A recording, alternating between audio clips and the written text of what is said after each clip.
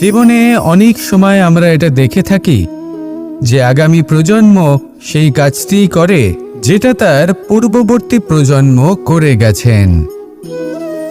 একটা উদাহরণ দিই, তাহলে দেখুন, একদিকে আছে মাতা পিতা যারা আজীবন সংঘর্ষ করেছেন ধন অর্জন করার জন্য। তারপর তারই সন্তান তার সাথে এই লড়াই করে তার থেকে সমস্ত সম্পত্তি ছিনিয়ে নিল। তারপরে যত সময় অতিবাহিত হয় সেই সন্তানের সাথেও সেই একই ক্রিয়া ঘটতে থাকে। তার সন্তান তার সমস্ত সম্পত্তি ছিনিয়ে নেয়। তাহলে এমন কি সঞ্চয় করবেন যা পরবর্তী প্রজন্মকে দিয়ে যেতে পারেন, সেই বিষয়ে ভাবুন। ভেবে দেখুন, এই যে ধন সঞ্চয় আপনি করছেন, এর আসলে লাভ কি? অবশ্যই আবশ্যক, কিন্তু এটাই কি শুধু সবথেকে গুরুত্বপূর্ণ বিষয়, যেখানে আপনি জানেন যে আপনি এই সম্পত্তি ভোগ করতে পারবেন না, কারণ এই সমস্ত সম্পত্তি আপনাকে পরবর্তী প্রজন্মের হাতে সঁপে দিতে হবে। তাহলে ধন সঞ্চয় করুন, কিন্তু এমন একটা সম্পত্তি কেন সঞ্চয় করা উচিত নয় যার উপভোগও আপনি করতে পারবেন, পরবর্তী প্রজন্মকেও দিয়ে যেতে পারবেন, আর মতভেদও হবে না। এমন সম্পত্তি আছে, আর এই সম্পত্তি হলো প্রেম। যদি আপনার মনে কোনো কিছু সঞ্চয় করার বাসনা জেগে ওঠে, তাহলে প্রেম সঞ্চয় করুন। সেটা পরবর্তী প্রজন্মও পাবে এবং সেই প্রজন্ম ভবিষ্যতে ভালোবাসা ছড়াতে থাকবে। আর তখন এই মন সুপ্রসন্ন হয়ে বলবে, রাধা রাধা। পুরুষার্থ। শাস্ত্রে 4 ধরনের পুরুষার্থের কথা বলা হয়েছে। প্রথম হলো ধর্ম। আপনি কি জানেন এই ধর্ম আসলে কি? আপনার কি মনে হয় ধর্ম আসলে কি? কোনো বিশেষ ঈশ্বরকে মানাই কি ধর্ম বলা হয়? নাকি কোনো বিশেষ রীতি পালন করাই হলো ধর্ম? নাকি কোনো বিশেষ সাহিত্যকে সর্বশ্রেষ্ঠ মনে করাই হলো ধর্ম? না, ধর্ম হলো সেটা যাকে ধারণ করা যেতে পারে। আর ধারণ শুধু সেটাই করা যায় যা পবিত্র। পবিত্র শুধু তাকেই বলা হয় যা নিঃস্বার্থ, যার মধ্যে শাসন করার কোনো ইচ্ছে নেই, যা সরলভাবেই প্রবাহমান, জল এবং বায়ুর মতো। যখন কোনো ব্যক্তি ধর্মকে ধারণ করেন এবং সেই ধর্ম সেই ব্যক্তিকে রক্ষা করে, তখন তাকে ধর্ম বলা হয়। ধর্ম যা রক্ষা করে অহংকার থেকে, খারাপ চিন্তার হাত থেকে। সেই জন্য পুরুষার্থ গড়ে তোলার আগে, ধর্ম পালন করার আগে ধর্মের প্রকৃত অর্থ কি সেটা বুঝে নিন। এটা জেনে রাখুন যে সমস্ত ধর্মের আধার, সমস্ত ধর্মের ভিত শুধুমাত্র ভালোবাসা। আসুন আর এই ভালোবাসার সাথেই বলুন, রাধা রাধা। এই সংসারের সব থেকে গুরুত্বপূর্ণ তত্ত্ব কোনটা? প্রথম হলো সময়। জন্ম থেকে মৃত্যু পর্যন্ত এই যে সময়, এটাই তো হলো জীবন। দ্বিতীয় হলো জীবন, যাতে আমরা সময়ের সদ্ব্যবহার করি, শ্রেষ্ঠ থেকে শ্রেষ্ঠতর কাজ করার চেষ্টা করি। বহু বছরের এই পরম্পরা, এই সংস্কৃতিকে এগিয়ে নিয়ে যাওয়ার চেষ্টা করি। এই সংসারে আমরা অংশগ্রহণ করতে চেষ্টা করি। তৃতীয় হলো ধন। সেই ধন যা প্রত্যেক ব্যক্তি অর্জন করতে চেষ্টা করেন। এবার এই 3টি তত্ত্বের মধ্যে একটা সামঞ্জস্য আছে, সমান ব্যাপার আছে। সে ধনই হোক বা সময় হোক বা হোক জীবন। আর সেই সমান ব্যাপার হলো যে যদি আপনি এটা গণনা করতে থাকেন, তাহলে তা কমতে থাকে। যদি আপনি এটা ব্যবহার করেন, তাহলে তা বাড়তে থাকে। একে সংগঠিত করে রাখতে চেষ্টা করলে এ হাত থেকে ফসকে যায়। কিন্তু যদি আপনি একে সামলে রাখতে শিখে যান, তাহলে এমন কাজ করবেন যাতে সংসারের সাথে সাথে পরবর্তী প্রজন্ম লাভবান হবে। যদি কিছু শিখতে চান, তাহলে সামলাতে শিখুন, গণনা করা বা সংগঠিত করা নয়।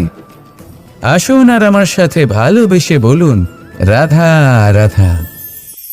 কখনো কোনো বাগানের কোনো বৃক্ষকে দেখেছেন যেখানে সুগন্ধি ফুল থাকে, রসালো ফল থাকে? তখন মন প্রফুল্ল হয়ে ওঠে, মন থেকে সেই বৃক্ষের প্রতি ভালোবাসা জন্মায়। কিন্তু যিনি বাগানের মালিক, শুধুমাত্র তিনিই জানেন যে কিভাবে এই বৃক্ষকে আগলে রাখতে হয়, কিভাবে তার পরিচর্যা করলে এতে সুন্দর সুগন্ধি ফুল হবে, রসালো ফল হবে। কখনো কখনো প্রয়োজনের থেকে বেশি রোদ পেলে এই বৃক্ষগুলি শুকিয়ে যায়, প্রয়োজনের থেকে কম রোদ পেলেও এই বৃক্ষ কিন্তু শুকিয়ে যায়। প্রয়োজনের থেকে কম জল যদি পায়, এই বৃক্ষ শুকিয়ে যেতে পারে। প্রয়োজনের থেকে অতিরিক্ত জল যদি পায়, তখনও এই বৃক্ষের শিকড়গুলি নষ্ট হয়ে যেতে পারে। এবার এটাই কিন্তু আমাদের সংসারের সাথেও হয়। আমাদের সংসারের সকল প্রতিভাশালী ব্যক্তি, যেমন লেখক, বিচারক, প্রবক্তা, যোদ্ধা, এদের সবার ক্ষেত্রে এই কথাটাই প্রযোজ্য। যদি বেশি প্রশংসা করা হয়, তাহলেও এরা হারিয়ে যাবেন। প্রয়োজনের থেকে বেশি যদি নিন্দা করা হয়, তখনও তারা নত হয়ে পড়বেন। তাহলে আপনি এদের রক্ষা করুন এবং নিজেদেরও। মনে রাখবেন একটা কথা, জেনে রাখুন কখন কোন নিন্দায় আপনি লজ্জিত হবেন না, আর কখন কোন প্রশংসার দ্বারা নিজের মধ্যে অহংবোধ জাগ্রত করবেন না। এই মন সুপ্রসন্ন হয়ে বলবে, রাধা রাধা। এই সাগর কত বিশাল আকার, কখনো শান্ত কখনো উত্তাল, কিন্তু এই সাগরকে এত মহান কে করে তুলল? জল। এবার এই জলের যাত্রা দেখুন, সেটা কতটা কঠিন। এই জল সাগরে থাকে, সূর্য ওকে এতটা উত্তপ্ত করে তোলে যে এই জল নিজের অস্তিত্ব হারিয়ে ফেলে এবং বাষ্পে পরিণত হয়ে হাওয়ায় মিলিয়ে যায়। তারপরে আকাশে যায় আর নিজের অস্তিত্ব আবার হারিয়ে ফেলে, মেঘে পরিণত হয়। তারপর এই মেঘ কোথাও গিয়ে কোনো পর্বতে ধাক্কা খায়, তারপর আবার এই জল নিজের অস্তিত্ব হারায়।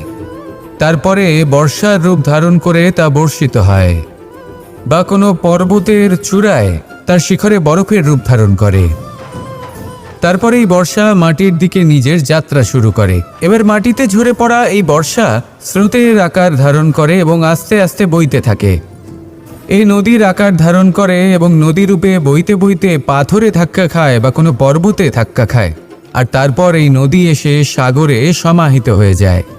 নদীর এই জল আবারও নিজের অস্তিত্ব হারিয়ে ফেলে, কিন্তু এইবার সেই জল নিজেই সাগরে পরিণত হয়। এটা আমাদের সকলের জন্য একটা শিক্ষা যে এই সংসারে জীবন এবং সময়ের হলো এক অনন্ত যাত্রা। এই সংসারে যা কিছু আছে তার সূত্রপাত কোথাও একটা হবেই।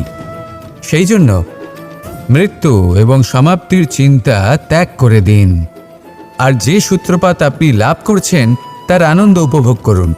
ভেবে দেখুন আপনি কিভাবে শ্রেষ্ঠ কর্ম করতে পারেন যাতে এই সংসার এবং এই সমাজ, এই দুইয়ের মঙ্গল সম্ভব। আসুন আমার সাথে ভালোবেসে বলুন, রাধা রাধা। একটি নৌকা বিশাল একটি সাগরে ভেসে চলে, কখনো যাত্রীদের বা কখনো বিশাল বস্তুকে নিজের সাথে বহন করে নিয়ে চলে, এক স্থান থেকে অন্য স্থানে পৌঁছে দেয়। এই নৌকা কখনো সাগরে আটকে পড়ে বা কখনো ডুবে যেতেও পারে, কিন্তু এই নৌকা তখন ডুবে যায় না যখন এর আশেপাশে অধিক মাত্রায় জল থাকে। এটা তখন ডুবে যায় যখন ও নিজের আশেপাশের থাকা জলকে নিজের ভেতরে প্রবেশ করতে দেয়। যখন আস্তে আস্তে এই জল প্রবেশ করতে থাকে, নৌকা ভারী হতে থাকে আর আস্তে আস্তে ডুবে যায়। এটা আমাদের কাছে একটা শিক্ষা। হতেই পারে আমাদের এই সংসারে, আমাদের জীবনে আশেপাশে অনেক বেশি মাত্রায় নেতিবাচক শক্তি থাকবে, ঈর্ষা থাকবে, বিদ্বেষ, ঘৃণা বা ভয় থাকবে, কিন্তু মনের এই নৌকা শুধু তখনই ডুববে যখন আপনি এই নেতিবাচক শক্তিকে নিজের ভেতরে প্রবেশ করতে দেবেন। মনে রাখবেন, এই নেতিবাচক শক্তিকে কখনো নিজের মনে প্রবেশ করতে দেবেন না। প্রবেশ করলেও তাহলে যেন সে সেখানে কোনো স্থান না পায়। শুধু এই বিষয়টা খেয়াল রাখলে আপনার মনের এই নৌকা জীবনের এই সাগরে সব সময় ভেসে থাকবে, আর এই মন প্রসন্ন হয়ে বলবে, রাধা রাধা। আজ আপনাকে আমি একটা কাহিনী শোনাব। রাধার সখী ললিতা একদিন প্রসাধন করছিল। ও দর্পণে নিজেকে দেখল, আর তখন ওর প্রসাধন ওর ভালো লাগলো না। ও বারংবার নিজের প্রসাধন বদলাতে থাকলো আর দর্পণের দিকে তাকালো। কখনো ফুল বদলালো, কখনো বস্ত্র বদলালো, কখনো আভূষণ বদলালো, কিন্তু কিছুতেই নিজের প্রসাধন ওর ভালো লাগলো না। ওর মনে হতে লাগলো যেন ওর রূপ ওকে ত্যাগ করেছে। ও এই কথা রাধাকে বলল। রাধা ওই দর্পণের দিকে তাকালো, একটা বস্ত্র নিল আর সেই দর্পণকে স্বচ্ছ করে তুলল। তারপর ললিতা ওই দর্পণের দিকে তাকালো আর ও নিজের উদ্ভাসিত রূপ দেখতে পেল, নিজের সৌন্দর্য দেখতে পেল। তাৎপর্য মালিন্য দর্পণে ছিল, তার রূপে নয়। ঠিক সেইভাবেই এই দর্পণের মতোই হলো আমাদের মন। যদি এতে মালিন্য থাকে তাহলে এই সংসারের সবকিছুই মলিন বলে মনে হবে। আপনি যদি এই সংসারের সৌন্দর্য দেখতে চান, এই সংসারের শুভ কি সেটা জানতে চান, তাহলে নিজের মনকে স্বচ্ছ করে তুলুন। আসুন আমার সাথে ভালোবেসে বলুন, রাধা রাধা।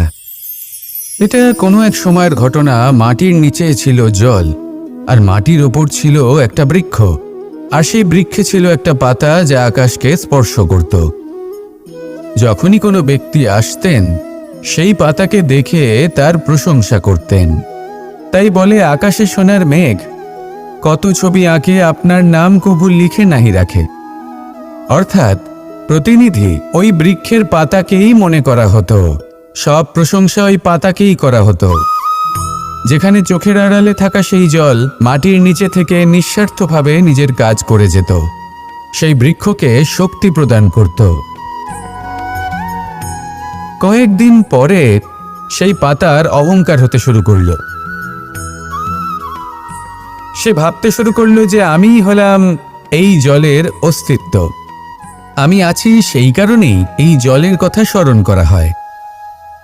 আর কিছুদিন পরে সেই বৃক্ষ সেই জল শোষণ করা বন্ধ করে দিল, এবং সর্বপ্রথম মৃত্যু হলো সেই পাতার। সেই পাতা যা আকাশকে স্পর্শ করছিল তা ঝরে মাটিতে পড়ে গেল, আর প্রত্যেক ব্যক্তি তার ওপর দিয়ে হেঁটে চলে যেত, তাকে দেখে আর কেউ প্রশংসা করত না। সেই জন্য জীবনে কখনো অহংকার করবেন না, বিশেষ করে তাদের কখনো অহংকার প্রদর্শন করবেন না যাদের কারণে আপনি সাফল্য লাভ করেছেন, যারা আপনার জীবনের আধার। চিরকাল তাদের প্রতি কৃতজ্ঞ থাকুন, তাদের সাথে সম্পর্ক বজায় রাখুন, তাদের সাহায্য করুন, আর আমার সাথে ভালোবেসে বলুন, রাধা রাধা। আপনি কখনো কখনো নিশ্চয়ই কোনো ব্যক্তিকে এটা বলতে শুনেছেন, বা আপনি নিজে বলেছেন বা ভেবে দেখেছেন যে আমি আমার নিজের জীবনে যেটা করতে চেয়েছিলাম সেটা করতে পারলাম না, যে লক্ষ্য অর্জন করতে চেয়েছিলাম সেটা অত্যন্ত কঠিন ছিল, আমি এগোতে পারলাম না, আদি ইত্যাদি। আমরা সবাই কখনো না কখনো ভাবি যে লক্ষ্য আমরা নির্ধারণ করেছি সেটা আমাদের পক্ষে অত্যন্ত কঠিন, প্রায় অসম্ভব।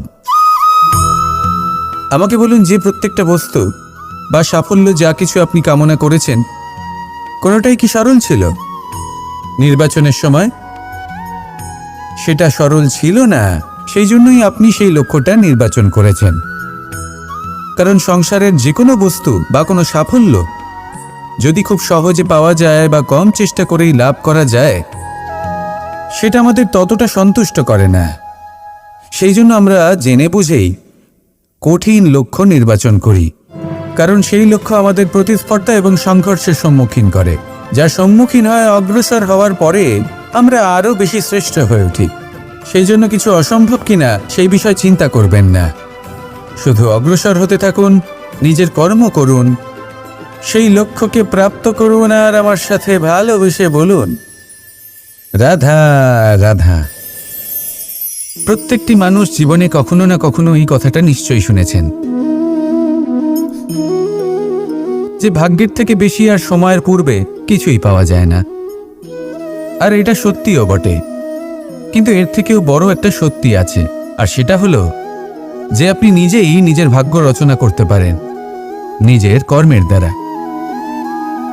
যেমন ধরুন, যদি আপনার ভাগ্যে কোনো জিনিস না থাকে তাহলে সেটা এসেও চলে যাবে, আর যদি ভাগ্যে কিছু থাকে তাহলে তা নিজেই আসবে, যদি আপনি সেই কর্ম করেন। যেমন ধরুন পাণ্ডবরা, ওনাদের জীবন কি ছিল, ওনাদের সাথে কি হয়েছিল? ওনাদের পিতা বনবাসী হয়েছিলেন, অকাল মৃত্যু লাভ করেছিলেন। এবার এটাই যদি ওনারা নিজেদের ভাগ্য বলে মেনে নিতেন আর কিছুই না করতেন, তাহলে মহাভারতের সেই যুদ্ধে জয়লাভ করে সমস্ত ভূমণ্ডলের স্বামী কি করে হয়ে উঠতেন? অর্থাৎ হতে পারে সিংহ বনের রাজা, কিন্তু শিকার নিজে পায়ে হেঁটে তার কাছে আসে না। সেই ভোজন লাভ করার জন্য সিংহকে কর্ম করতেই হয়। তাহলে আপনার ভাগ্যে যেটা আছে সেটা আসবে, কিন্তু কর্মের জোরে আসবে। তাই কর্ম করতে থাকুন আর আমার সাথে ভালোবেসে বলুন, রাধা রাধা। মানুষ যখনই কোনো কাজ করেন তখন ওনার মনে একটা প্রশ্ন অবশ্যই আসে যে এই কাজের পরে লোকে নিন্দা করবে নাকি প্রশংসা করবে। এই বিষয়ে ভাবতে ভাবতে ওনারা এটা বুঝতে ভুলে যান যে নিন্দা এবং প্রশংসার বিষয়ে ভেবে ওনারা নিজেদের একাগ্রতা এবং সমর্পণ দুটোই হারিয়ে ফেলেন। নিন্দা হবে ভেবে ভয় পাওয়ার কি প্রয়োজন? নিন্দাতে অনুচিত কি আছে?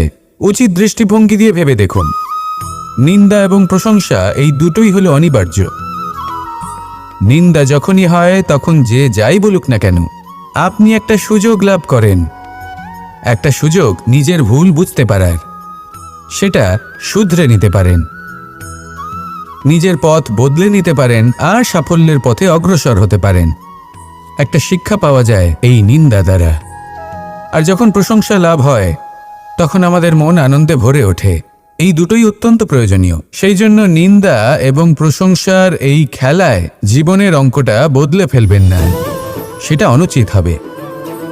কারণ জীবন না শুধু নিন্দার বিষয় আর না শুধু প্রশংসার, জীবন হলো আত্মিক সুখের বিষয়।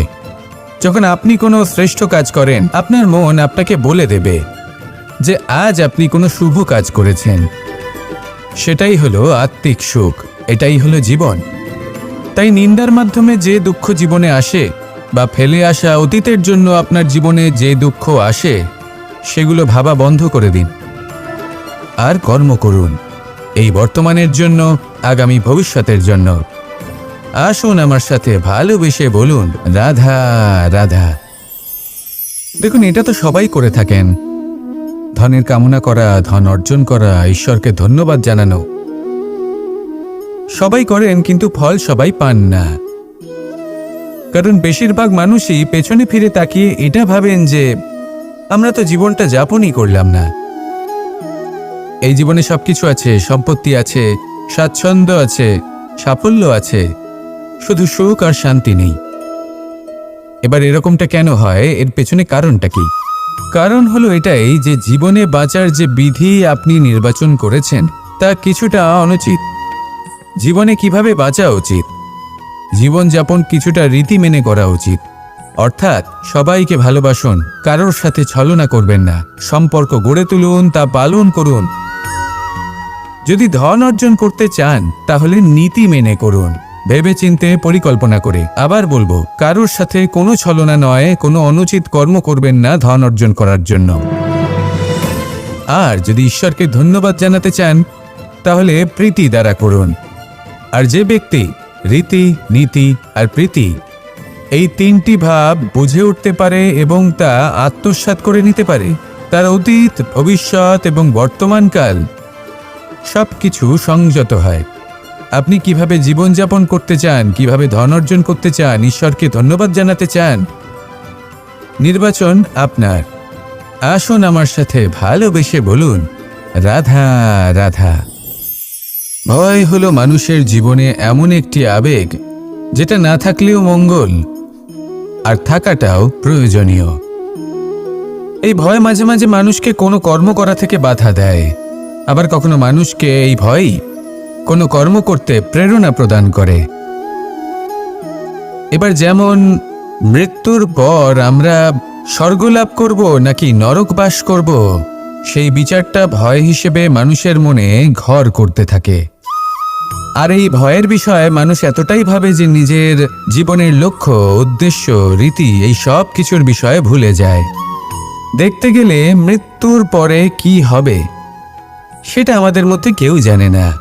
সেটা তো মৃত্যুর পরেই আমরা জানতে পারব।